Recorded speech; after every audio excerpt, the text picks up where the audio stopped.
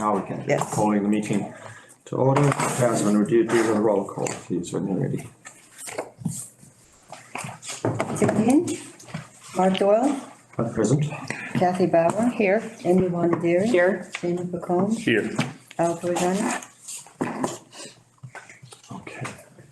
Now, are there any conflict of interest issues today?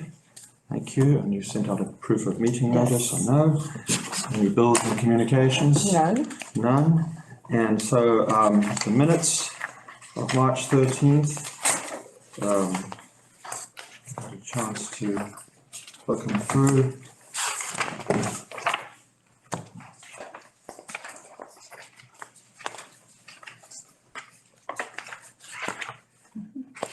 Is anybody available to make a motion and second it?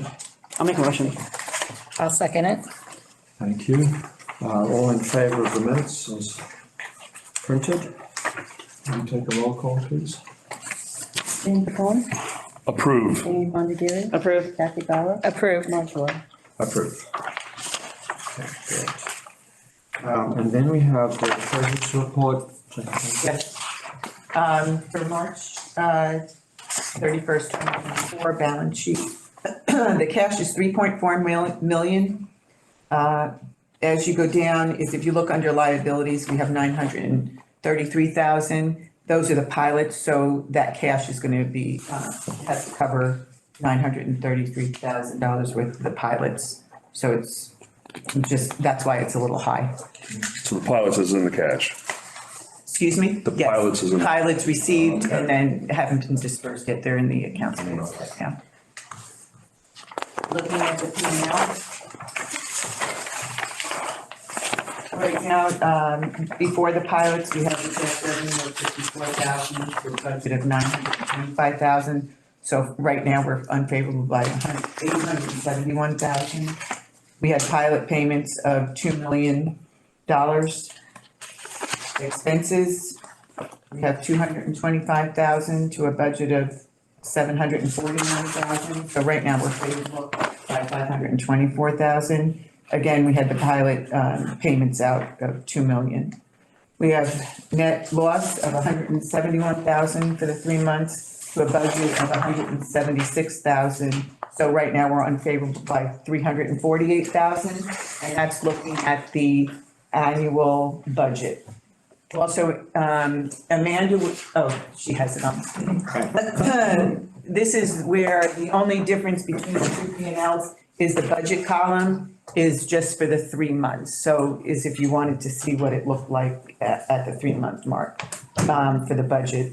It's the net income 171,000, net loss 171,000 unfavorable to a budget of 44,000. So we're unfavorable by 215,000.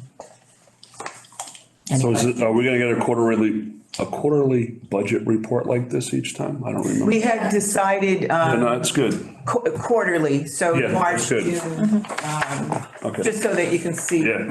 The IDA really doesn't have monthly expenses, so it's not as informative as the, the LDC would be. That looks good. Right, this is great, thank you. Okay. So, now, do we have any committee activity in the meantime? No. Okay. And any unfinished business? No. I don't think so. So, good morning. Let's see, we have with us Peg Sutton-Feld by the look of things, and there's Joe Donovan online. Not yet. I'm here representing Joe. Excellent. Well, welcome. And I wonder, Sarah, if you would tee us up and then we'll go from there. Sure, yeah. So this morning we have Peg Suttonfeld from Hudson Todd. Hudson Todd is requesting an amendment to their project description. They are asking, when they came to us, they had intended to build 18 affordable units and then first floor commercial. In order to build all 18, they had incorporated all the other government grants and loans that they would get as part of this project. One of them being a New York State affordable housing, I think loan, Peg? Is it a loan or a grant? There's a New York State loan, the Small Business Participation Loan, and that we're still in process with. And then the Mid-Hudson Momentum Fund is a grant. It's a grant, so, yeah, and so, which totals $2.5 million of the project. So they have been waiting patiently for almost a year on whether they would be awarded these funds.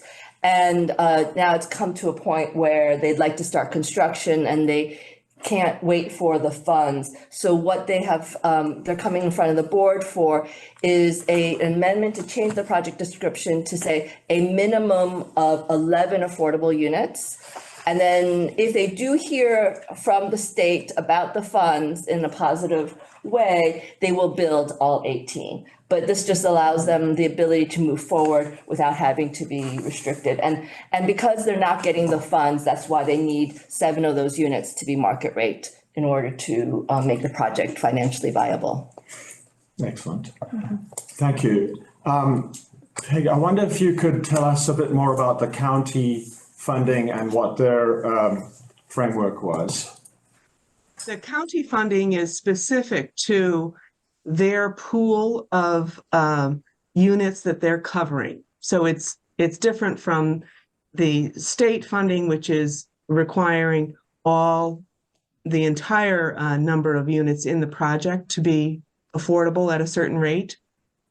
The county funding is requiring the units that they are funding to be affordable. And so they have 9 units that they are funding to be at a maximum of 80% AMI. And those 9, we are maintaining our commitment to them. They are maintaining their commitment to us outside of the state funding. So we will go forward with the 1.575 from the county, plus the 199,000 from the home funding award that we were granted last year. And with those 2, 9 of the units will be used for ESHE frail elderly on site. An additional 2 are required by the city of Beacon to be at 70% AMI for workforce housing, and those are not funded by the county. They wanted to be clear that they were not funding anything that was already going to be affordable housing because of the local zoning.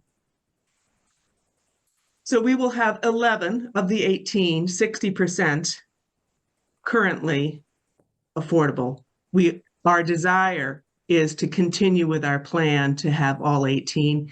This may happen. We may hear on the award as soon as May.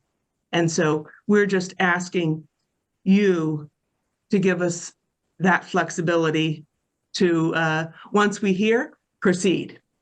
We would like to proceed with the 18 as planned. And this will give us the flexibility to be able to proceed.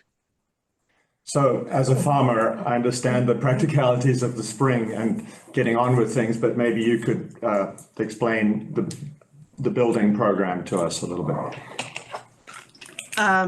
We have our timeline, you mean? Yes. We have a wonderful builder that we've worked with in the past, and we have spent in trying to get the numbers down to our budget numbers.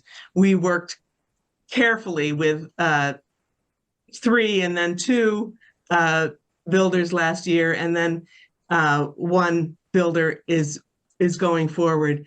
They are finishing up a beautiful project right now, and have given us their time, and they are committed to that dollar price that they committed last year. So we feel very fortunate to be able to move ahead. But if we're not able to move ahead now, they're not able to wait for us.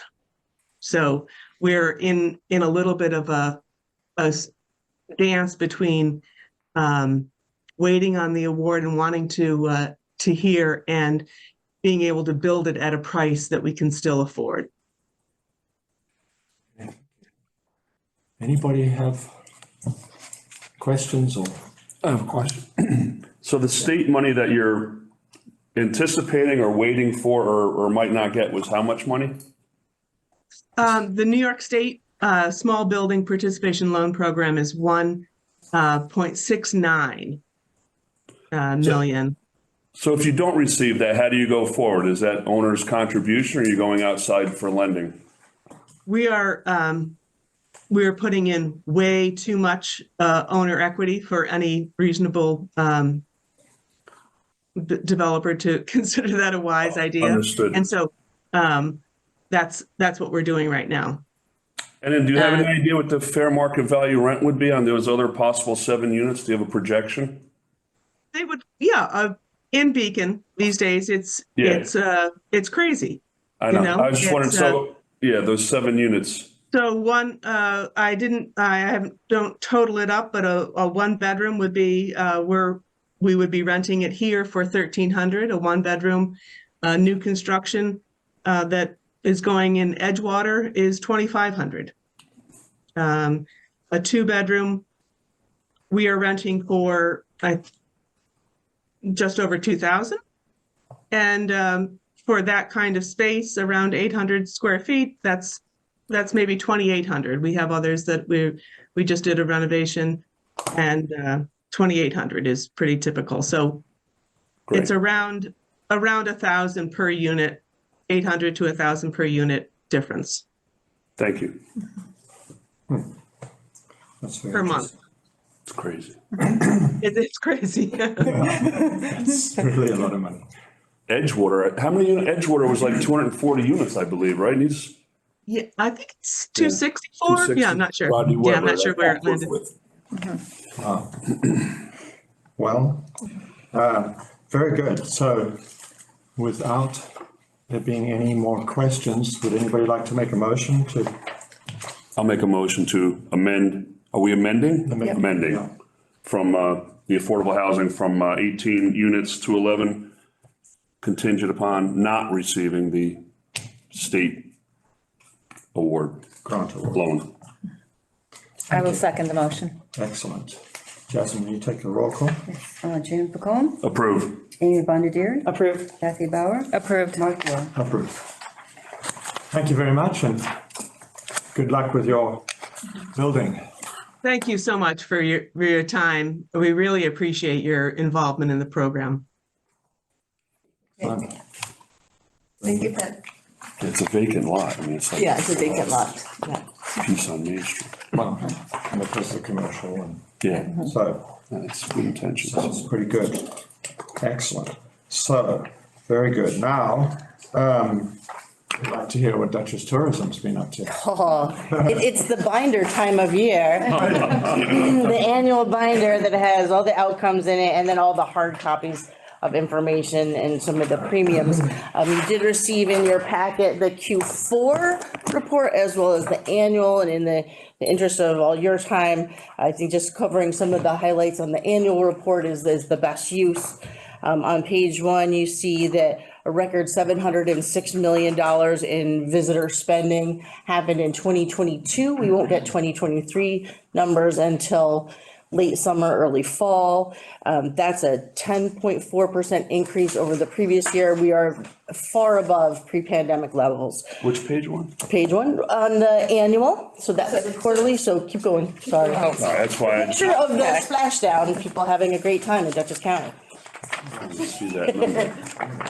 It's, Okay. It looks like this. But, okay, got it. I have. You keep going, it's in there. Annual report. I know, we do a lot of things, guys. And entire kudos to my team. I have the most amazing team. Yeah, go back one more.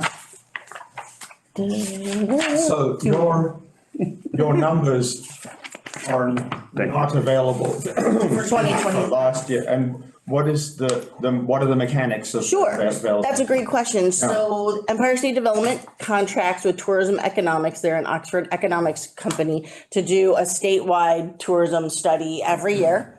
And so it just takes them time, and everybody has to give them their tax numbers, their occupancy numbers, all that kind of thing, for them to put together this report. And then the state decides to release it when they decide to release it to us, which is never as early as we would like. Not your report, it's their report. Correct. This is state information that they get for us. They pay for the study, and then it gets statewide, and then by region, and then each county gets their own numbers there within their region. Very good. Yeah, so, and then if you look down that savings to our residents, $791 per household, if each one would have to make up for that visitor spending, if it all went away, those taxes contributed to state and local is over $88 million. So that's significant for our community, that impact that tourism has. Web visits this year, over 2 million. The year before was a high of 1.4, and we were super excited about that. And so to hit this milestone was a big deal. And a lot of that has to do with the way things are changing with technology, our ability to reach people, and our ability to resonate with people so that they do click through those ads to come to our website, or they're looking for us organically. Almost 750,000 of those were from international visitors. So that is a testament to the funding that we do receive from the IDA to reach those international potential visitors who, as we know, stay longer and spend more money. So they're a good market for us to hit. Arts Mid-Hudson has really done a lot of good work to help refocus some of the arts things that they fund in terms of being tourism related, bringing people from outside of the area into our community to enjoy our arts and culture events. Also great for locals, of course. And then the Hudson Valley Film Commission, it was a bonkers year with all the strikes. And that had a significant impact, but even with that, still 8.8 million spent from film productions in our county that we could track. So they get tracking information because of the state tax credits. They have to report those things. It doesn't capture independent films. It doesn't capture commercials or photo shoots or other things. So that number is greater than what this is.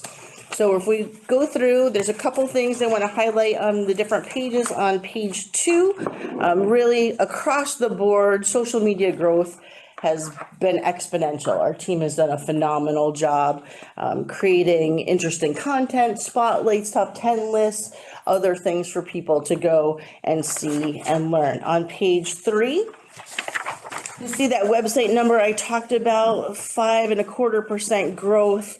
750,000 page views from our international, that's 154% growth. So that is just really exciting for all of us to be able to reach that many people. Yeah. So when they're landing on a specific page, is that what's being counted? How do you get the page? Is that for what site are they going to? So they're going to, this is for DutchessTourism.com. Fine. Yeah, and then within that, we have international page. We promote ourselves as New York's backyard internationally because people know New York City. It is the largest gateway to this country, and we benefit from being so close. So that's where you're seeing that growth on that international page there. Lots of pretty pictures about the work we do on page 5. Our PR efforts have been significant. This year, we worked with a company called Madden Media, which helped us really reach key travel journalists, more than 160 pitches that we've done 5.2 million in estimated publicity value that we received. We've hosted 22 writers and influencers on our familiarization tours around the county. Amazing articles on travel and leisure on Rhinebeck, phenomenal. Washington Post, Travel and Leisure, Southeast Asia, India, which is to the right, that culinary destination promoting our community, the Daily Mail in the UK, Out There, HGTV, and some other ones. On page 6, right in the middle of the page, the Elevate Your Narrative campaign we ran this year. The one thing I want to show is that center number, almost 140,000 click-throughs from those ads to our website. That's a ginormous number for us. And then at the bottom of the page in the bold type, we ran a winter campaign. It was the same campaign we ran in the winter of 2022, like November and December, to promote our holidays and all the great things going on here. It was award winning, so we did it again. We had the money for it at the end of the year. And we have a database, a company called Zartico gives us a custom database. And we are so excited to see they measure hotel data, credit card spending, geolocation data to see people here. And you can see that November and December, year over year, an increase of people in our community. This is measuring people here. Increased 15.7% in November and 17.2% in December. So that's really exciting for us. Increased over the period. In 2020, yes, year over year, 2022. And then, in my ignorance, so a click through means they're going to an article and then clicking through to Duchess. Yeah, so if there's an ad on a social media or a digital display ad or the subway boards we did that have a QR code, it's the advertising that drove people to our website. That's those bottom graphic numbers there. But the Zartico Visitor Economy Index measures people from geolocation data in our county. It measures their credit card spending. So because they know where their credit card sleeps. So if they're from outside I know, they don't know that it's Jamie McCone doing it. They know that people were here and visited. My wife. So it's really cool for us to have this data. It is not inexpensive. But it helps us really gauge how we're doing. It helps us see where they're coming from, so we can focus ad dollars there. They can see, if we have two regions that have the same amount of visitation, who's spending more? And we shifted our markets because of that, because one of the areas, the people coming from there were spending a lot more than the other people, even though the numbers were the same, because we have limited dollars. We can't hit every place. I would like to hit more places than we were able to hit, but you can see that it's making a difference. And so we're really thrilled to have this information, because otherwise we wouldn't know it was as significant as it So this is. is like somebody checking into a hotel and they're looking at their demographics by their credit card? Some of that, also their geolocation data on their phone. So when you've got different apps that you're using and it says, you can track me while I'm using this app kind of thing. So it's not capturing the people who say no. So that number is going to be higher. So think about it from that point too. Yeah. So just a question. So like HGTV over the Yes. weekend had small town potential on. Does it track like as the show's running or something like that? Because that's all from like Kingston through the Hudson Valley calling. Yeah, I don't have the ability to track that because it's not any kind of advertising we can't put pixels or UTM codes and things on that to help us see where people are coming from. We are lucky, again, as we build that word of mouth, other people pick up the mantle and do things that bring people here, that draw attention to our community, which is amazing, but I can't track that unless they come here and then they get captured in that other way. Because yesterday there was an article that Nick D'Alessandro posted an article about People Magazine featuring Oh, yeah, the Korea sisters. States with the Yes, six sisters. yes, which is, again, all that comes and people here, people live here, all those New York City people who work in the media come here on vacation, come here on weekend trips, they experience these things. They may have interacted with us at some point, they probably have. But then it sparks those ideas for those articles and that interest, so fantastic. One of the other things that is gonna freak you out, but I love, is page 7. That blue box on the right hand. One of the things that we did last year for the first time was an in-market digital campaign. So we can tell using Meta, people who are here from more than 120 miles away from where their phone sleeps, we can target them with ads. So we started targeting them with social media ads, like with First Timers Guide or some of our Finder passes or some of our popular spotlights and things. And so with that campaign that we ran for 12 months last year, over 288,000 impressions, 8,600 clicks. But the key number here is that holiday campaign again. When people were here, so think about college kids and their parents. Their parents come here to pick them up. They're here for Parents Weekend. They're here for homecoming. They're here for graduation, all those times. So we can hit them with these ads and say, oh, hey, I don't know what to do with my family. We have some free time. Oh, look, I've got this fabulous ad from Duchess Tourism telling me about our craft beverage trail or great hikes or the CIA Chef Finder. We don't know where we're going to eat dinner tonight. So we can hit them with ads. And the industry standard for click-throughs on these kind of ads is 1.35. We were getting over 10%, 9%. Our media buyers, like, I have never seen this in my entire life, numbers that high. So what we're giving them is resonating. And the idea by hitting people who are already here is they don't necessarily know what to do. They don't have time to plan anymore. They know they have to come see their student or for a conference or whatever else it is. If we can get them to go do things that they might not have been aware of, they're going to spend more money and they're going to visit our sites and our attractions. So, expand the impact that they have while they're here and market with those. So that's super cool. Lots of other pretty pictures of the work we're doing on the next couple pages. On page 10, in terms of our agritourism promotions, we launched the Farm Finder Ag Adventure Trail this year. That was 14 farms, 108 passes were downloaded. These are free. I encourage people to go visit the different farms. Some of them offer perks or deals or other things. There is a check-in challenge, so they can be entered to win a gift certificate through a drawing. Spotlight blogs that we did this year, 40 of them, included our farms and farmers markets. 42 were featured on our calendars and all those different things, different events.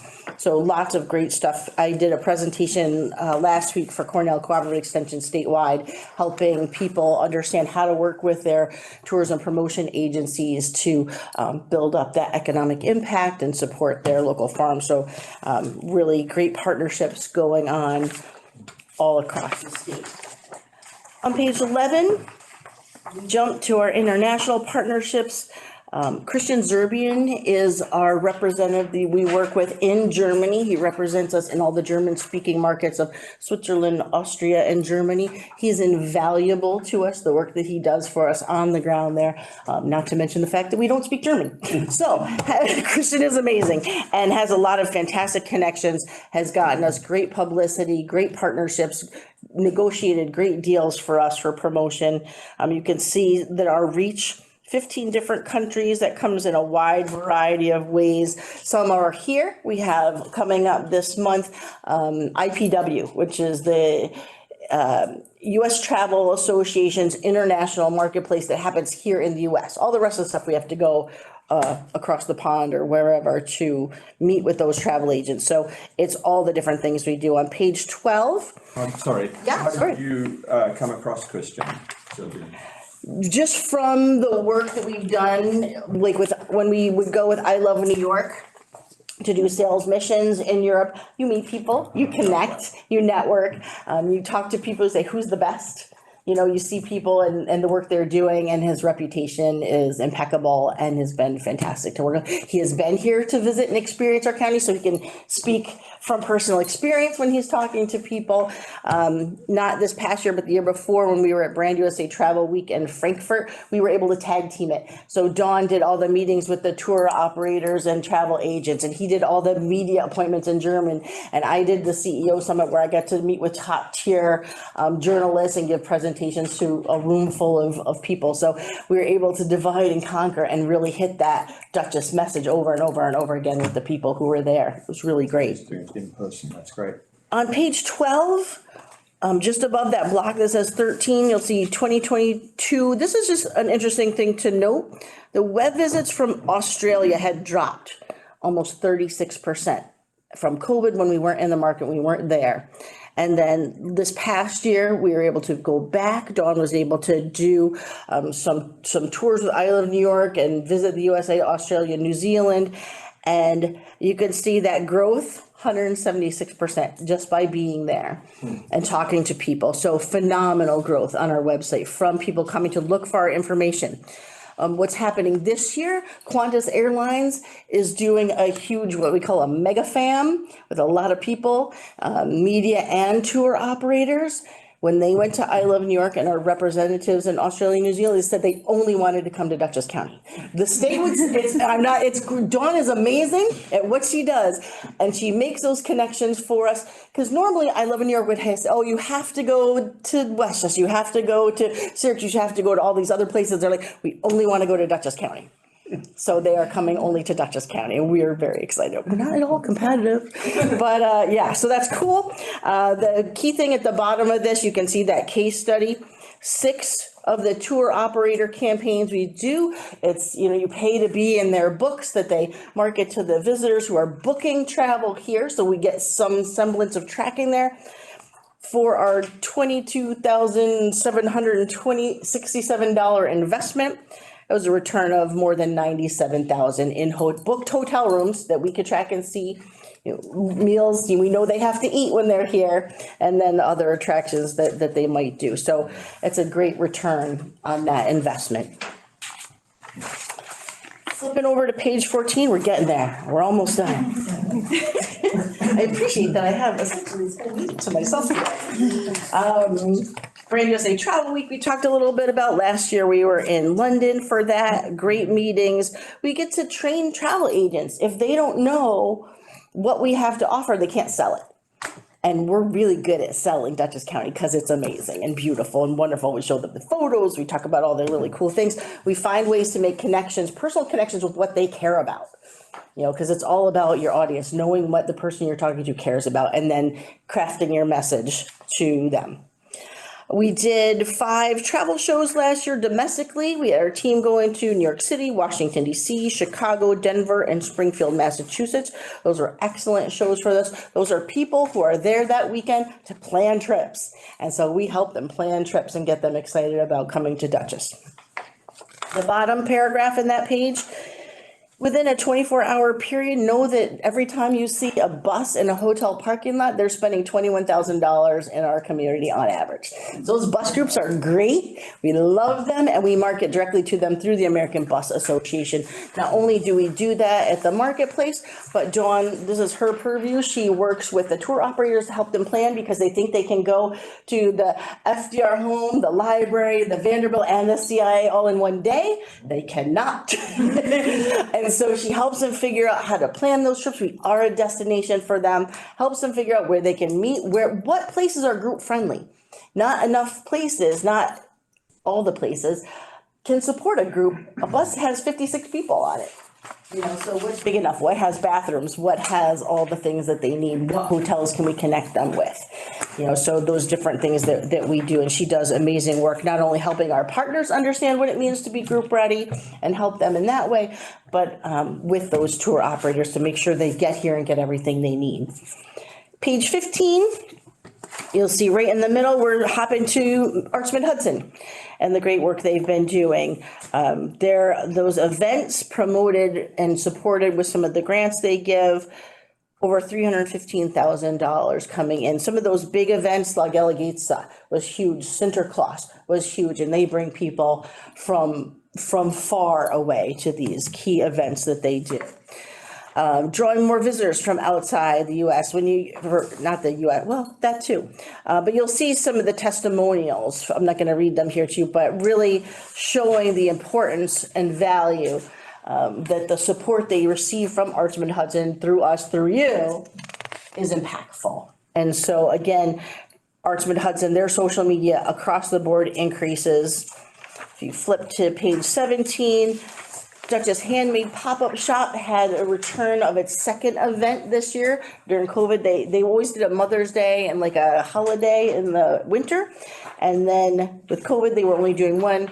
2023, they were able to return to 2 events. So you see 25,000 in sales for those events, most of which going back directly to the artists, supporting those artists. It's a lot of fun to shop there. If you haven't found local items and you want something different than the usual, or you know, Amazon's great, but local's better. Where is the Mid-Hudson Poughkeepsie Gallery? So it's if you're going on 44, before you get to Adams, it's in the plaza on the right by Enterprise Rent-A-Car. Gotcha. Yeah, so check them out. On page 18, the Arts and Cultural Retention and Expansion Program that they offer, providing management and marketing and other types of assistance to more than 271 organizations and individuals in the county to support them and help them thrive. And then that bottom paragraph is their youth outreach, career counseling, training, career fair kind of style to help support students who are looking to have careers in the arts. Page 19, we come to the Hudson Valley Film Commission. I mentioned the strikes and the challenges there. One of the positive things that came out last year was the increase in an expansion of the tax incentives from the state, which helped make us more competitive with our neighbors who we were losing productions to. Unfortunately, when they got that passed by May 1st, the strike happened a few days later. So we're getting back to that. You'll see the 2023 highlights there. Life and Beth, Pretty Little Liars, and Severance are all return productions, which is great. That means they liked being here and they wanted to come back. Those long series are economically impactful. You know, movies are great, but they're here for a short time. Now with streaming series, the impact is much greater in our community, $8.8 million in direct spending here. Page 20, you get to see some of those key numbers. These are all in your outcomes as well. 57 production days, 40 different locations used. One of the key things is that those more than 18,000 room nights. If you look to page 21, you'll see 70% of all the lodging in the Hudson Valley for film productions happened in Dutchess County. We don't have qualified production facilities. That's a huge problem for us. Orange County is going, you know, boom over there. And Yonkers, right? Yeah, exactly, with Lionsgate. But Orange County doesn't have the hotel rooms that we have, so we benefit, thankfully, with those productions, those crew and actors staying at our hotels. And I think there's more than, 9 different hotels and inns and things that got that business last year. So that's really great for them. More testimonials talking about how great it is to work with the Film Commission. And on page 23, last page, and to highlight the Movie Maker magazine featured our region as one of the best places to live and work for people in the film industry. This is something that the Laurent Rejo, head of the Hudson Valley Film Commission, had kind of pushed for and pitched for. Normally they don't name a region, they pick a city. So he's like, okay, well, pick Poughkeepsie, Newburgh, and Kingston. And they did. And so we made that list of best places to live and work for filmmakers. Any questions? So all this work and effort Yeah, saves each taxpayer or each house $791. yes, it does. For each of them. Yeah, if they had to make up for that spending, if all that spending went away and we wanted those same level of government services, that's how much it would cost each household. Yep. It's amazing. It's good work. Yeah. That's a lot of tracking. It is a lot of tracking. It takes a lot of time, but it does help us get better. Yeah. And so, you know, that's the only way we're able to increase our impact and help achieve. I mean, the challenges are costs keep going up for everything. And so we try to maximize the spending that we do and be good stewards of your money. And when so you have a lot of contractors, obviously you have your books, but do you have metrics for tracking how well they're doing, or is it basically filter into this bigger? I'm not sure exactly what you mean when Well, you're talking about. Well, for example, use the number of an investment in the advertising with those different campaigns. Exactly, that produce They 90. give us, they report back to us. Yeah. You say, we're gonna run this campaign in this place and it's gonna hit this many people Yeah. and whatever it is. And so, not all of them are great at it. European mindsets are a little bit different sometimes. And it's like, if you want my money, you need to give me the impact, show me what happened. So they can show a lot of them, and not all of them, that's why we don't include all of them, just the ones that we are able to get. They know how many room nights they booked, because people book through those travel agents packages to Dutchess County, which sometimes will include airfare and hotel, and it won't include restaurants or things like that. So that's an estimate, that number. But we know that Joe and Mary Smith came and they stayed for 6 days and nights. And so we know they booked this room at this rate, so you can multiply that 6 times that rate. So that's how we get that number. Good. Yeah. Well, I can attest to the power of promoting the area. It certainly works for us. Thanks. Yeah. Do you want to talk about the coaster? Yeah, this is just a fun thing. This is not IDA money, but I wanted to share it with you. We launched this program for President's Weekend, Commander and Cheers, and it's a QR code on the back, and you get a little hologram of George Washington. He is the preeminent George Washington reenactor in this country. He lives in Connecticut, is friends with our county historian, so it was good to have connections and friends. And we recorded at Evercoast Studios in Brooklyn. They have incredible high-tech setup there with more than 21 cameras capturing things, using AI to fill in blanks and do different things. And so with the platform we have, Tiny George can pop up and tell you a story about Dutchess County and the impact that we had in the Revolutionary War and that colonial time period. There are 6 different stories. So to see all the stories, people have to go visit 6 different parts of the county. And there are at least, 3 to 6 places in each area that have the coasters. They've been so popular, we've had to reorder already. The video on our website, if you went to commanderandcheers.com, that's a landing page on our website with a vanity URL, and you can see the video of how we did it. And how the program's going. We're going to become expanding on that, working with Jeremy Phillips and some of our breweries. We're going to be doing a Commander and Cheers beers series, so people can go around and collect them all. We'll have every can will be their own style, but in the same uniform colors. So hopefully people can have fun going tasting and collecting all those Commander and Cheers beers. We're doing a Revolutionary War reenactment and Dutchess history event at the Wallace Center and the FDR Library on June 8th. And then it's just going to keep going as we head into 2026, which is the 250th anniversary of the Declaration of Independence, and talking about all our histories. So we got out in front of this real early, and people are really excited about it. Sounds like. Yeah. Tell all your friends Yeah, show them. that we're the coolest people here. All right, well, great. So we don't do any voting on this particular Nope. report. Thank you very much. Thank you. Super duper. And, Get a coaster? Yep. Yes, got one.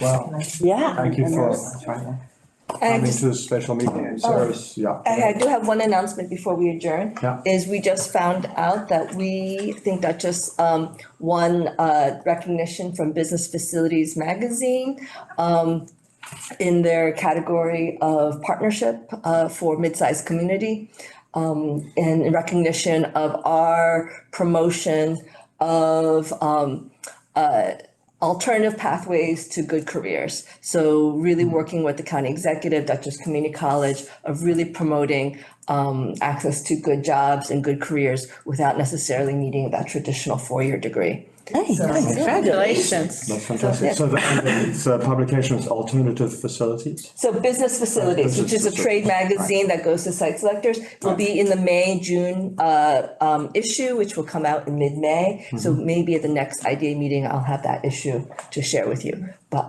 yeah, Excellent. so we just found that out. That's exciting. Yeah. Nice. All right, well then we're adjourned.